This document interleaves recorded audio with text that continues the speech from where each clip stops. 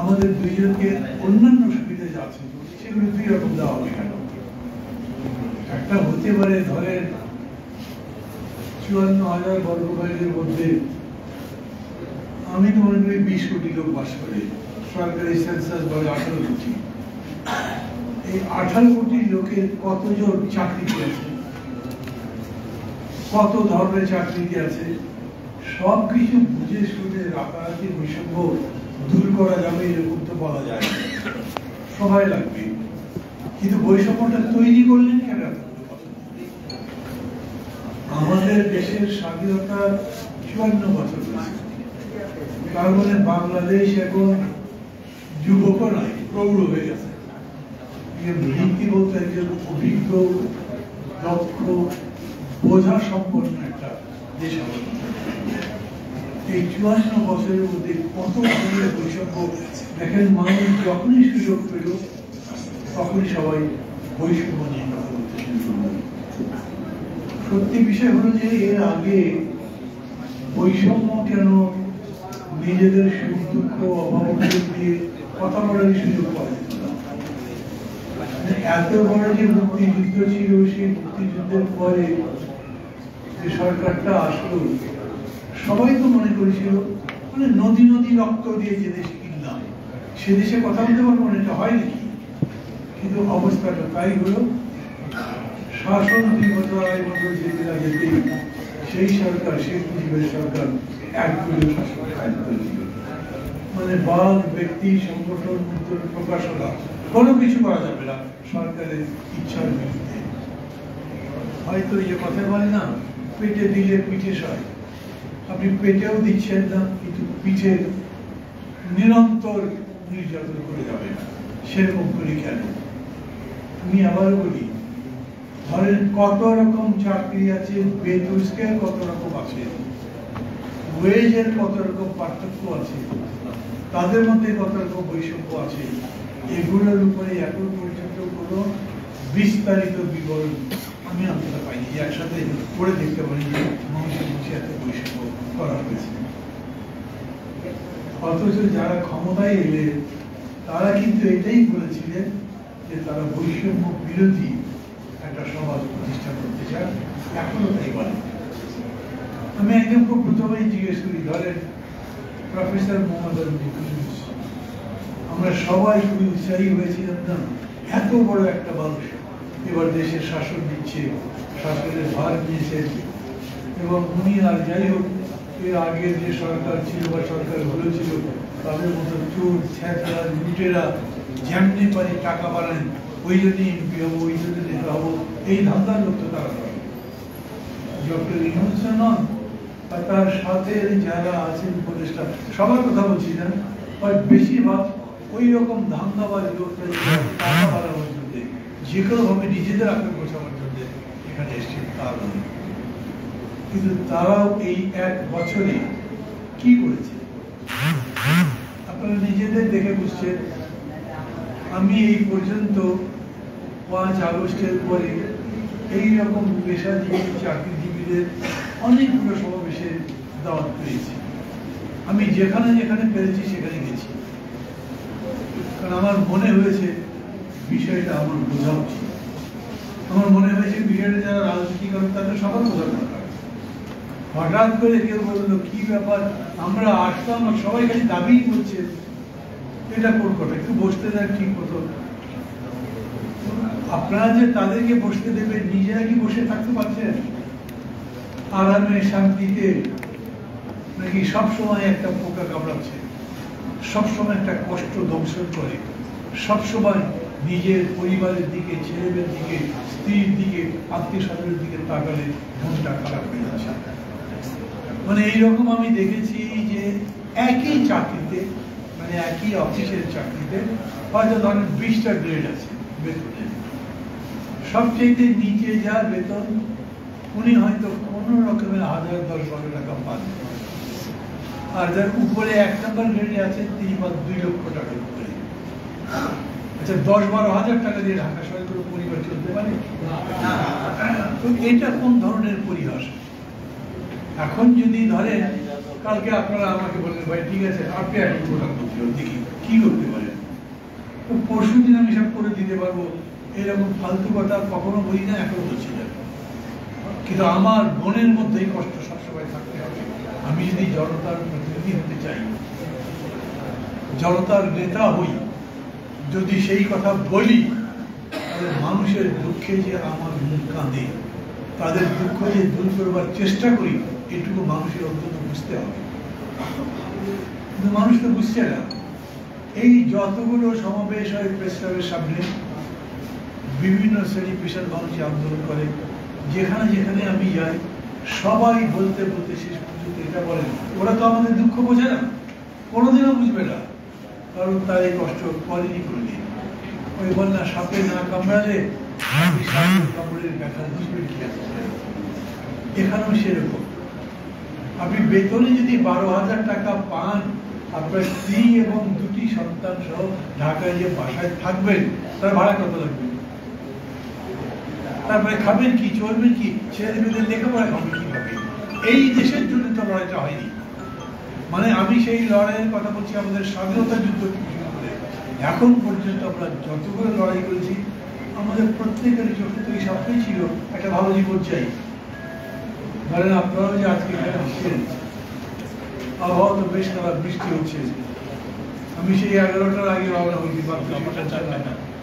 রাস্তায় যেখানে যেমন ভাবে চলছে গাড়ি ঘোড়া, কোনো দেখাশোনা নেই। জ্যামটা কি কেউ কোনো বিষয় মনে করা, মনে করছে মানুষের কষ্ট, জ্যাম থাকলে আমরা কি করবো, সরকারের এরকম একটা অ্যাটিটিউড। ঠিক এই একই রকম ভাবে আমি বলছি। তো মানুষ কি চায়, যে কোনো মানুষকে জিজ্ঞেস করে কি চান, ভাই আমি সুখ চাই, শান্তি চাই, আমার জীবনটা যাতে সুন্দর হয় তাই চাই। আমি চাঁদে যেতে চাই না, আমার বিরাট গাড়ি থাকতে হবে, আমার এরোপ্লেন থাকতে হবে, আমার একটা ভালো বাড়ি থাকতে হবে, সেটার দরকার নেই। কিন্তু অন্ন বস্ত্র শিক্ষা ব্যবস্থা লাগবে। আমি যাতে খেয়ে পরে বাঁচতে পারি, আমি যাতে থাকার একটা জায়গা পাই, আমার ছেলে মেয়ে যারা আছে তারা যাতে মূর্খ অপগণ্ড একেবারে সমাজেই যাদেরকে ঘৃণা করে এইরকম না থাকে, তাদের যাতে মানুষের মতো গণ্য করা যায়, সেরকম হোক। এক কথায় সবাই চাই সুখ, কে না চাই বলেন? ওই দেশের যিনি প্রধানমন্ত্রী, যিনি প্রেসিডেন্ট, উনিও সুখ চান। এমন একটা দেশ প্রধানমন্ত্রীরও সুখ চাই আছে। শেখ হাসিনার সুখ আছে এখন, 15 বছর প্রধানমন্ত্রী ছিল, ওর মতো দুঃখী মানুষই তো নাই। আবার দেখেন তার প্রতিদ্বন্দ্বী যিনি ছিলেন খালেদা জিয়া, উনি ওই 15 বছরে সমান কষ্ট ভোগ করেছেন। তারপরে যখন হয়তো সুখের মুখ দেখবেন, তখন এমন ভাবে অসুস্থ যে মানুষের সামনে আসতেই পারেন না, কথা বলতে পারছে না। আমি কি চাই, লড়াই করছি কেন, আমাদের সংগ্রামটা কিসের? আমি খুব সহজভাবে বলি, যারা এরকম করে বলে না রাজনীতি এমন করার দরকার কি, রাজনীতি ভালো জিনিস, আমি তাদের বলি ভাই রাজনীতি না করে নিজের জীবনের জন্য তো একটা নীতি আছে আপনার। আপনি এক ধরনের জীবন তো চান, যে এরকম একটা জীবন চাই যাতে আমি ভালোভাবে চলতে পারি, মানুষের মতো থাকতে পারি। যেমন ভিক্ষুক ভিক্ষা চায়, যা তা ব্যবহার করে মানুষ, ওকে ভিক্ষা দেবে কেন, তার তো কোনো দায়িত্ব পড়েনি। আমরা কি ভিক্ষুক হয়ে বাঁচতে চাই? আমরা কুকুরের মতো বাঁচতে চাই? আমরা বাঁচতে চাই আমাদের সম্মান নিয়ে। আমি পরিশ্রম করব, আমার যে মেধা আছে, যে শক্তি আছে, সেই শক্তিকে পরিশ্রম করব, তার বিনিময়ে আমি যা অর্জন করবো তা দিয়ে যেন আমার জীবনটা মোটামুটি ভালোভাবে চলে। খেয়াল করবেন, এতগুলো কথা কেন বলছি? বলছি এই কারণে, আপনি যে সরকারকে বিবেচনা করেন সেই সরকারের কাছে মানুষের পেতেই দেন। সরকারগুলো কেন? কারণ আলাদা আলাদা করে আপনি আপনার নিজের সুখ আনতে পারবেন না। পুরা দেশ জুড়ে যদি না হয় তাহলে পারবেন না। আপনি একা একা চাইলে যেতে পারবেন, কোনো সরকার নাই, কোনো বাস নাই, রাস্তাঘাট নাই, কিভাবে যাবেন? ওই আগের গ্রামে যেরকম চলতো সেরকম জীবন তো না। আমরা জীবনটা চাচ্ছি এরকম যাতে জীবনটা গতিময় হয়, আমরা গতির সাথে যেতে পারি এবং আমরা আমাদের জায়গা মতো প্রয়োজন মতো পৌঁছাতে পারি। সেই রকম আমরা আমাদের পেটের ক্ষুধা যাতে আমাদের সময় অনুযায়ী নিবারণ করতে পারি, সেরকম চাই। সেটার জন্যই একটা অ্যাডমিনিস্ট্রেশন লাগে, তার জন্য গভর্নমেন্ট। আমরা এর মধ্যে বহুবার বলেছি, স্বাধীনতার এই 50-52 বছর আমাদের সেরকম কোনো সরকার আসেনি। আমরা সেরকম কোনো সরকারের কাছে যেতে পারি যে সরকার আমাদের জন্য একটা সুন্দর জীবন অন্তত চেষ্টা করে যাবে, সেরকম আমরা ভালো করে দেখতে পারি। এইবার যেভাবেই হোক না কেন বাংলাদেশের কোটি কোটি মানুষ আশা করছিল সেই রকম একটা কিছু হবে। যে আমি যদি আপনাদের জিজ্ঞেস করি, ওটা আপনাদের কাছে জিজ্ঞেস করার কোনো মানে নাই, আপনারা তো কষ্টে আছেন, তাহলে এখানে আসছেন কেন? আমি যদি আপনাদের জিজ্ঞেস করি ওই রকম জীবনে দেখা পাচ্ছেন, আর কথা কি বলবেন? যেমন প্রশ্ন বোঝেননি, প্রশ্ন বোঝেননি। আপনি যেরকম জীবন চান ওরকম জীবন পেয়েছেন সে কথা আমি বলছি না। ওই রকম জীবন পেয়েছেন আমি বলছি, ওই রকম জীবন দেখছেন কি? আগামী 5 বছর, আগামী 6 বছর, আগামী 1 বছর পরে দেখতে পারবেন সেরকম কোনো সম্ভাবনা দেখছেন? কি করবেন তাহলে বলেন তো? আমাকে যখন কেউ এরকম সভাগুলোতে ডাকে না, তখন আমি মনে করি দেখেন নিজের ভাগ্য তো নিজেরই করতে হয়, কিন্তু নিজের ভাগ্য একা একা আবার করা যায় না, সেই জন্য সবাই মিলে চেষ্টা করতে হয়। আর সেই চেষ্টা মানে কেবল লড়াই করা নয়, কেবল মানামারি নয়, কেবল মিছিল করা নয়, সেই চেষ্টা মানে হচ্ছে আসলেই যাতে আমি আমার সম্পদ তৈরি করতে পারি, নিজের জীবনকে সম্পদ তৈরি করতে পারি, তাই তো? তো সেই রকম সংগ্রামও করতে পারছেন না আপনাদের। এই যে আউটসোর্সিং আমাকে খুব অবাক লেগেছে, ঠিকাদার কেন এখানে? আউটসোর্সিং এ ঠিকাদার কেন হবে? মানে আমি আপনাদের নেতারা আমাকে একটা পত্রিকার লেখার কথা বলে যে ওই লেখাটা পড়বেন, হয়তো আমাদেরটা বুঝবেন। আমি পড়েছি, মানে কালকে রাত্রে প্রায় ধরেন 11:30টার দিকে আমি ঢাকা পৌঁছেছি, বিদেশ ছিলাম, অসুস্থ ছিলাম, এখনো পুরোপুরি সুস্থ নই, কিন্তু তারপরেও এগুলো পড়তে পড়তে আমার মনে হলো আমার দেওয়া দরকার। কথা বলি, অনেকে আছেন তারা মনে করেন আরে এইটার মধ্যে তো কোনো মিডিয়া নাই, এই জায়গাতে পত্রিকায় নিউজ ছাপা হবে না, টিভিতে দেখাবে না, তো ওখানে গিয়ে আমার কাছে মনে হলো যে এই যে সংগ্রাম আপনারা করছেন, এই সংগ্রামের স্বরূপটা আমি একটু বুঝি। কিরকম সংগ্রাম করছেন, কিরকম কষ্ট করছেন, কি আশা করে এই সংগ্রামের বিজয় সম্পর্কে, আপনারা জিতবেন, যা চাচ্ছেন সেটা পাবেন, সেরকম সম্পর্কে আপনাদের নিজেদের কতদূর বিশ্বাস আছে? আমি প্রশ্ন করছি, আমি বুঝতে চাইছি, সেই জন্য আসি। কেন? আচ্ছা, একটা অফিসে মনে করেন যত কর্মচারী লাগবে, একটা হসপিটাল হোক, একটা কর্পোরেশন হোক, বা যে কোনো জায়গাতে হোক, সেইখানে সরকার নিজেই একটা বৈষম্য করছে, এইটা হবে স্থায়ী, এইটা হবে অস্থায়ী, এটাকে বরখাস্ত করা যাবে, এইটার কিন্তু কোনো আইনগত ভিত্তি নাই। এইগুলো কেন? আপনি খুব সরাসরি বলতে পারেন এই রাষ্ট্র, এই পুরা প্রশাসন চলবার জন্য আমার এতগুলো লোক দরকার, আমি এতগুলো লোকের বেতন দিতে পারবো না, কারণ আমার কাছে টাকা নেই। সরকারের কাছে টাকা তো নাও থাকতে পারে। বাংলাদেশ প্রথম যখন বাজেট করেছিল, সেই বাজেটের পরিমাণ কত ছিল কেউ জানে?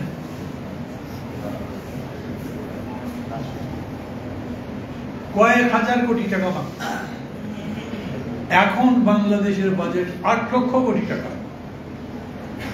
সেই প্রথম বছরে আমার এক্স্যাক্টলি সংখ্যাটা মনে নাই, ধরেন 30-35 হাজার কোটি টাকা দিয়ে পুরো দেশের খরচ চালানো হয়েছিল। এখন 8 লক্ষ কোটি টাকা আমরাই তো দিচ্ছি। এটা নিশ্চয়ই শেখ হাসিনা, খালেদা জিয়া নিজের পকেট থেকে দেননি, অথবা এখন ডক্টর ইউনূস তার পকেট থেকে দেন না, এটা আমাদেরই টাকা। সেই টাকা দিয়েও আমরা আগের চাইতে ভালো আছি, সে কথা বলতে পারছি। আমি আপনাদের সবাইকে বলি, যারা বলে না রাজনীতি বা এগুলো বড় বড় মানুষের ব্যাপার, আমরা কি বুঝি? আরে রাজনীতি তো আমি যা বলছি এটাই রাজনীতি। আপনার জীবন চলবে কেমনে, আপনার জীবন সংগ্রামটাই রাজনীতি। আপনার জীবনকে আরো ভালো করতে পারেন কেমন, সেটাই রাজনীতি। আমি আপনাদেরকে কিন্তু হয়তো আশার কথা শোনাবার জন্য আসিনি, আমি আপনাদেরকে কতগুলো বাস্তবতার কথা বলছি, যে এই বাস্তবতাগুলো বুঝে লড়াইটা যদি করতে পারি তাদের হয়। প্রফেসর ইউনূস এগুলো সবই জানেন, আপনাদের নেতারাই আমাকে বলেছে, আমি পত্রিকায় পড়েছি, আপনারা দেখেছেন, তারা বলেছেন এত বড় বৈষম্য এখানে চলতে পারে না, এইভাবে কেন ঠিকাদাররা এগুলো একটা বাহাদুরি করবে, তারা আবার টাকা বেশি নেয় কিন্তু বেতন কম দেয়। মানে কত রকম যত্রুই আছে, ম্যান পাওয়ারে এরকম করে না, চাকরি আছে বলে আপনাকে একটা আঁকাবা ধরিয়ে দেয় বা একটা ভিসা ধরিয়ে দিয়ে গিয়ে দেখেছি ওর চাকরি পাবে নেই। এইসব প্রতারণা চলে দেশের মধ্যে, এইখানেও তো এরকম ঘটনা ঘটে। এটা বন্ধ করবে কি? বন্ধ করবার দায়িত্ব তো সরকারেরই, এবং সরকার করতে পারে, কারণ সরকারের হাতে ক্ষমতাটা আছে। আমি আবার বলি, আমি এই কথা বলছি যে আজকে বলছি কালকেই করে ফেলা যাবে, কিন্তু দেখতে হবে যে উনি এটা করতে চান। সরকার সর্বশেষ কি বলছে? আপনারা যে এত বৈষম্য বিরোধী করলেন, যে বৈষম্য বিরোধী আন্দোলন করছি, কোন কোন জায়গায় কোন কোন বৈষম্য কমিয়েছে বলেন? একটা উদাহরণ বলেন। বলতে পারবে না। বলতে পারবে না কেন? সব রাজনীতির মধ্যে ঢুকে গেছে। এমনি এমনি ভাব পারে কি রাজনীতি খুব ভালো জিনিস হয়, রাজনীতি ভালো মানুষ করে না। আমরা কোনো রাজনীতি করি না, আমরা পেশাজীবী ছিলাম, দেশের ভালোবাসার কথা ভেবে, দেশ প্রেমের কথা ভেবে আমরা এখানে কাজ করতে আসছি। কিন্তু দেশ যে শাসন করছে সেটাই তো রাজনীতি। এই যে তাদের আপনাদের যে বেতনের ব্যাপারে, আপনাদের চাকরি স্থায়িত্ব করার ব্যাপারে, আপনাদের বৈষম্যের ব্যাপারে কিছু করছে বা করছে না, সেটা তো রাজনীতি। কারোর জন্য তো করছে। আমরা কত বক্তৃতা করেছি আগে, লক্ষ কোটি টাকা ব্যাংক ঋণ নিয়েছে, শোধ দেয় না। ব্যাংক থেকে ঋণ নিয়েছে, শোধ দেয় না। তার বিরুদ্ধে ব্যাংকও কিছু করে না, সরকারও কিছু করে না। আর 1000 টাকা ঋণ দিয়েছে কৃষক গ্রামের মধ্যে, তার কোমরে দড়ি বেঁধে থানায় নিয়ে। এটাই তো দেশ। আর এই দেশটা বদলাবার জন্যই আমাদের লড়াই। আমি এই জন্যই আপনাদের এখানে আসছি, আগে আপনাদের সাথে প্রথম কথা আমি যতদূর বুঝেছি ততদূর আমি আপনাদের সাথে একাত্মতা ঘোষণা করতে চাই, সেটা করতে আসছি। আমি আছি আপনাদের সঙ্গে লড়াইয়ে, যেখানে যেখানে চাইবেন সেখানে আমি থাকবো। আর হ্যাঁ, আমার একটা সুবিধা নিশ্চয়ই আছে, এতগুলো বছর ধরে করছি। প্রফেসর ইংলিশের কথাই বলেন, আর উপদেষ্টা যারা যারাই আছেন তাদের কথা বলেন, তাদের সাথে আমার মাঝে মাঝে ঘটনার কারণে দেখা হয়, কথা বলবার সুযোগ আছে। ডক্টর ইউনুস আমার শিক্ষক ছিলেন, তাদের সাথে বলতে পারি। আমি এই কথা তাদেরকে বলতে পারবো, যেমন মাঝে মাঝে বলি, যেমন এখানে বললাম, হয়তো ওইটাকে যদি ভিডিও করি তো ভিডিওতে সারা দেশের লোক দেখবে, এবং সেইখানে আমি এই কথা বলবো। এখন তো বলছি যেরকম, এটাও হয়তো ভিডিও হচ্ছে। আমার সাথে আমাদের ছাত্র কেজি নেতা আছে, পরের মাঝে মাঝে অন্যান্যরাও আসে। সবার কাছে যান যে বৈষম্যটা কিরকম করে আছে, এবং সেটা কোন কিছু মোকাবেলা করা হচ্ছে। এই যে ধরনের সংস্কার নিয়ে এখন খুব চর্চা হচ্ছে না। আজকের পত্রিকা, জানি না সবাই পড়েছেন কিনা বা কেউ পড়েছেন কিনা, বলেছে আজকের মধ্যে দ্বিতীয় পর্যায়ে সংস্কারের আলোচনা শেষ করতে চাই। সরি, আমার কাছে পেপার আছে, পেপারের মধ্যে কি লিখেছে জানেন? মৌলিক সংস্কারের সব বিষয়ে ঐক্যমত্য হয়নি। এটাই চলছে। কিন্তু মৌলিক সংস্কার কি? আপনাদের বেতনের না, আপনাদের জীবনের না। মৌলিক সংস্কার মানে আপনাদের বেঁচে থাকবার জন্য যেটা, ওইখানে তো আমরা হাতে দিতে পারি। বরঞ্চ হচ্ছে যে কে কত লুট করেছে সেটার ব্যবস্থা কি, ইলেকশনটা কোন ভাবে হবে সেটা কি করা যায় যাতে সবাই ভোট দিতে পারে, সেগুলো দরকার আমি বলছি। কিন্তু জীবনের সাথে যেটা একদম সরাসরি যুক্ত, তার মধ্যে সংস্কার কেন পারেনি? কারণ দোষ বলবেন না, রাজনৈতিক দলগুলো তাই চায়। রাজনৈতিক দলের লোকজনের মধ্যে এই দাবির প্রতি সমর্থনের বক্তব্য যতখানি দেবে তার চাইতে বলবে ভোট কবে দিচ্ছ সেটা বলো। তার কাছে তো ভোট দরকার, খারাপ বলেন না, খারাপ বলেন না, ভোটও তো দরকার। নাহলে গায়ের যে ক্ষমতা নিয়ে আপনি তাই মানবেন না। অতএব ভোট চাই, কিন্তু ভোট যেমন দেবেন ভাতের ব্যবস্থা তো করতে হবে। এই লড়াইয়ের মধ্যে আমরা ঢুকতেই পারি। যদি ঢুকতে পারতাম তাহলে কিন্তু আপনাদের আছে এইভাবে হয়তো কথা বলতে হতো না। আমি জানি না আপনাদের সঙ্গে সরকার এরপরে কখনো বসছে কিনা, কথা বলেছে কিনা, কিছু এগুলো সম্পর্কে কি করে। যতগুলো পেশাজীবী চাকরিজীবী আন্দোলন করেছেন তাদের সবার সাথে বা তাদের যতজনের সাথে আমি কথা বলতে পেরেছি, প্রায় সবাই বলেছেন সরকার তাদের কথা শুনে না। কেবল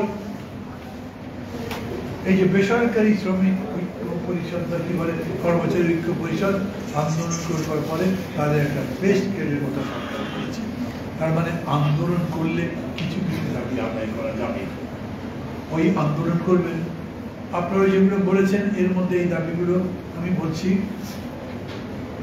হয়তো ধরেন বিস্তারিত যেগুলো আছে তার মধ্যে আরো কথা বলবার থাকতে পারে, সবাই এত করে বলিনি, কিন্তু সাধারণভাবে এই দাবি নামার মধ্যে যেগুলো বলেছে এই দাবিগুলো খুবই ন্যায্য। মানে বাঁচবার জন্য মিনিমামটুকু চাইছেন আপনি, বড় কিছুই জানেন।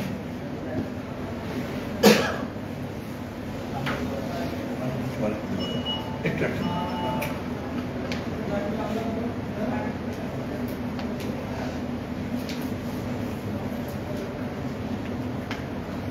এইটার উপরে সরকার তো বলতে পারবে না সময় কোথায় সরকার কত ঝামেলা তার দেশের বিদেশের এই পার্টি ওই পার্টি পার্টিতে ঝগড়া সব চলছে কিন্তু সব কিছু ছাপিয়ে যদি এরকম করা যেত যে আমাদের একদম ন্যূনতম বাঁচার জন্য আমরা সব দলগুলো একমত থাকি তাহলে ভালো। আমি জানি না আপনারা আমার কাছে যে চিঠি পাঠিয়েছিলেন তাতে অনেকের নাম ছিল যারা এখানে আসবার কথা আমি পড়েই আসছি কাউকে আমি চিঠি তাদের কেউ আসেননি কারণ আমি জানি না আমি তো মিটিং এর ভিতর আছি। আর মানে এই যে এই কথাগুলো কে পালন করবে বলুন তো এই সরকার তো নাই আর ক্ষমতায় আপনারা বলছেন এইগুলো মানতে হবে না যদি মানো অত তারিখ থেকে আমরা কিন্তু ঘেরাও কিছু একটা করবো হয়তো ভাবছেন ওরা বলবে বাবা পারলে আমি কালই চলে যাই তোরা যা পারিস কারণ এই সরকার তো ভোট করছে না এই সরকারের কোনো পার্টি আছে তাদের এই সরকারের সরাসরি দায়িত্ব আছে নিশ্চয়ই আছে তারা ক্ষমতা আছে তাদের দায়িত্ব আছে না কিন্তু ওরা মনে করছে যে আমরা তো আর চিরদিনের জন্য নই বা আমরা দীর্ঘদিনের জন্য নই থাকবো আর বরঞ্চ 7 মাস 8 মাস তারপরে যারা আসবে তারা এরপরে কি আসবে ভোট হবে তো নাকি ভোট হলে কে আসবে কি জানি কারণ নাম বলা তো মুশকিল আর আমি যদি এখান থেকে বলি তাহলে মনে হয় পাবলিসিটি করছি সেই দলের যেই আসুক সেই দল এই দাবির সাথে একাত্মতা ঘোষণা করেছে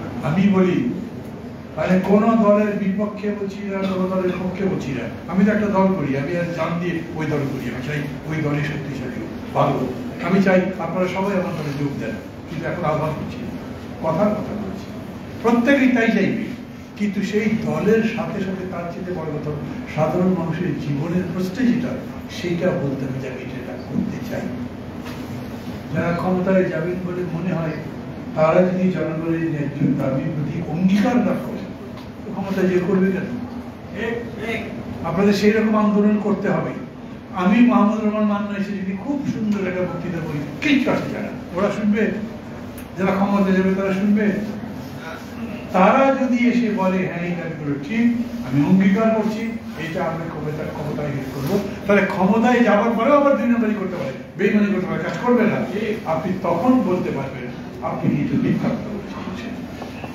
মানুষের কাছে বলতে পারেন তোমরা ভোট দিয়েছ বটে কিন্তু এই দল আমাদের সেই দল নয় আর যদি এখনই বলছেন এখনই বলবেন ভোটই দিব তাকে উস্কালাম নাকি কাউকে একটু উস্কালাম কেন আমি ভালো মানুষের পক্ষে বলবো আমি যাকে বিশ্বাস করতে পারছি না ভরসা করতে পারছি না যার উপরে আমি আমার জীবনের সুখ সমৃদ্ধি উন্নতির ব্যাপারে নির্ভর করতে পারছি না আমি তার পক্ষে কথা বলবো না অতএব আপনাদের বক্তব্য হবে কি এই যে দাবিগুলো আপনারা দিয়েছি এই দাবি আপনারা যুক্তি দিয়ে বলেন আমরা কোনটা ভুল বলছি যদি ঠিক হয় তাহলে এই দাবি আপনারা পালন করবেন অন্তত চেষ্টা করবেন সেই অঙ্গীকার করবেন তাহলে ভোটই দেবো না ভোট দিতে মানা করছি না আমি আমার কথা বলছি তাই বলতে কেন কারণ হচ্ছে যতক্ষণ পর্যন্ত তাদেরকে বাধ্য করতে না পারবে ততক্ষণ পর্যন্ত অর্জন করতে পারবে মানে এটা খুবই স্বাভাবিক কথা বলেন আমি আবার বলি আমি চাকরি করবো ওনার আর দালাল হচ্ছেন উনি আবার চাকরি দেবেন এটা আবার কি কেন থাকবে তার যদি এরকম হয় যে উনি এনাকে এই দায়িত্ব দিয়েছেন উনি এতগুলো লোকের ইন্টারভিউ করতে পারবেন না ইনি তাদের সাথে কথাবার্তা করে ঠিক করে দেবেন আচ্ছা এই লোকগুলো আমি মনে করছি ভালো উনি তাদের দেবেন সেটা একটা কিন্তু উনি এমন ভাবে দায়িত্ব দিয়েছেন যে ওনার কোনো দায়িত্ব নেই না মানে এখন আপনারা কি যে বলবেন আমাদের এই চাকরি এরকম কেন বাবার চাকরি তো আমরা দিই চাকরি তাদের মাধ্যমে পেয়েছ সরকারি কোনো দায়িত্ব নেই এই জায়গায় তারা সরকার থাকবে সরকার বলছে এই দায়িত্বটা দিবে এবং এই যে এখানে অনিয়ম দুর্নীতি যা হচ্ছে শোষণ বঞ্চনা যা হচ্ছে সেগুলো বন্ধ করবার ব্যাপারেও তারা তাদের একটা ভূমিকা রাখবে আমি কথা বাড়াবো না এমনিতে দেরি করে এসেছি তার চাইতে বড় কথা হচ্ছে আমি মনে করি যত পরিশ্রমী মানুষ আছে মেহনতি মানুষ আছে যত গরিব মানুষ আছে তারা যত বেশি ঐক্যবদ্ধ হবে তারাই তো কোটি কোটি 20 কোটি লোক যদি হয় তাহলে তার মধ্যে দরিদ্র লোক কত বলেন তো কত মনে হয় আপনাদের? 20 কোটি মানুষের মধ্যে 18 কোটি গরিব, যদি তার মানে 2 কোটি বড় লোক আছে দেশে? নাই। তো সবই তো গরিব। সেই মানুষগুলো মিলে যদি একটা কর্মপদ্ধতি বার করতে পারে, সেই মানুষগুলো যদি মনে করি এইভাবে করলে দেশটা ভালো হবে, সেই মানুষগুলোর পরামর্শে যদি পার্টিগুলো তাদের কাজকর্মগুলো করে, তাহলে হতে পারে। আপনারা সেই পথে যান। আপনাদের দাবির কথা বলেছে, এই দাবির সাথে একাত্মতা ঘোষণা করবার সাথে আমি বলছি, এই দাবি আদায়ের জন্য যে এজেন্ডা, যে ক্যাম্পেইন এবং যে আন্দোলনের কর্মসূচি ঘোষণা করবে, আমি তার সাথে একাত্ম থাকবো। আমি চাইব যে একটা ন্যায্যতার সংগ্রাম আপনারা গড়ে তোলেন, নিজেরাও ঐক্যবদ্ধ, অন্য যারা যারা আছে তাদেরকে ঐক্যবদ্ধ করে। আমি বিশ্বাস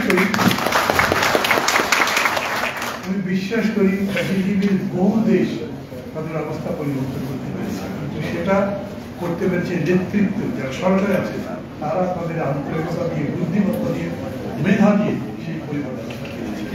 আমাদের এখানে সেই রকম সরকার, সেই রকম ভালো থাকবে সবাই। আমার বক্তব্য শেষ করছি।